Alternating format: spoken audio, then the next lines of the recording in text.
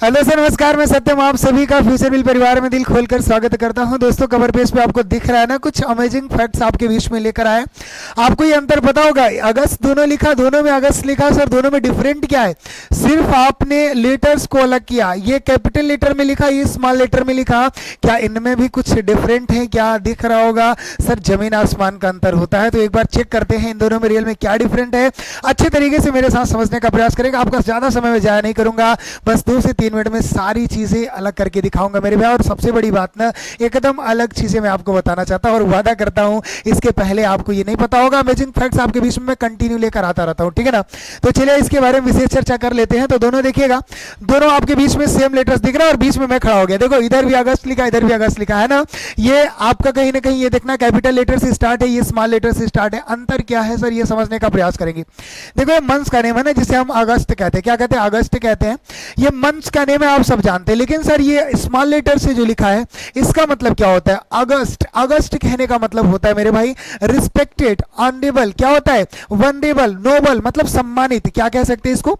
इसको हम रिस्पेक्टेड कह सकते हैं। क्या कह सकते हैं मेरे भाई? इसको हम रिस्पेक्टेड कह सकते हैं, या इसको हम क्या कह सकते हैं? नोबल कह सकते हैं, या इसको वनरेबल कह सकते हैं। क्या कह सकते हैं? वनरेबल कह सकते हैं। मेरे साथ नोट करिएगा, ये अमेजिंग डिफरेंट है और अच्छे तरीके से अपने बीच में रखिए, स्क्रीनशॉट रखिए। और ये तो आपको पता है अगस्त बोलते हैं सर, ये मंथ्स नेम है। क्या है? मंथ्स नेम है। इन दोनों के बीच में क्या डिफरेंट था वो अच्छे तरीके से आपने समझा। ये हमारा कहीं ना कहीं सर क्या होता है, इनका मतलब पूरी तरीके से एडजेक्टिव के जैसे काम करेंगे सर। नोबल होगा, रिस्पेक्टेड होगा, वंडरफुल होगा, ये एडजेक्टिव के जैसे काम करेंगे। और ये हमारे मंथ्स नेम है, आप अच्छे तरीके से जाने, ठीक है ना। अभी रुकिएगा और इसके बारे में बात करते हैं। आप जरा देखिएगा, दोनों भी, ये भी सर मार्च लिखा, ये भी मार्च लिखा है कि नहीं? ये भी मंथ्स नेम है। ये सर इस कैपिटल लेटर से, ये स्मॉल लेटर से, दोनों के बीच में मैं बीच में खड़ा हूं ना। डिफरेंट सोच के मुझे बताइएगा, क्या इनके बीच में भी डिफरेंट है क्या? बस एक माइनर, छोटा सा माइनर डिफरेंट है, लेकिन उसको समझने की जरूरत आपको है मेरे भाई। ये वर्ब के जैसे काम करती है। ये तो आपको पता है मंथ्स नेम होता है, मार्च महीने का नाम है, मंथ्स नेम है। लेकिन ये मार्च कहने का मतलब ये वर्ब के जैसे काम करेगी मेरे भाई। वर्ब कहने का मतलब, इसका मतलब होता है टू मूव। क्या होता है मेरे भाई? टू मूव या अहेड। क्या होगा भाई?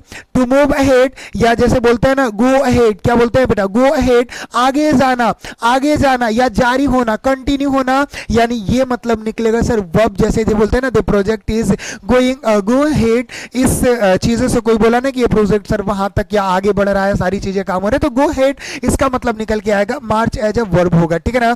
तो बताइए, आपका ज्यादा समय नहीं गया, 2 से 3 मिनट के अंदर आपको ये बेहतरीन जानकारी कैसे लगी आप कमेंट बॉक्स में जरूर बताएंगे। मिलते हैं आपसे अगले क्लास में अमेजिंग फैक्ट्स के साथ। तब तक के लिए स्वस्थ रहिए, मस्त रहिए, मुस्कुराते रहिए, खिलखिलाते रहिए।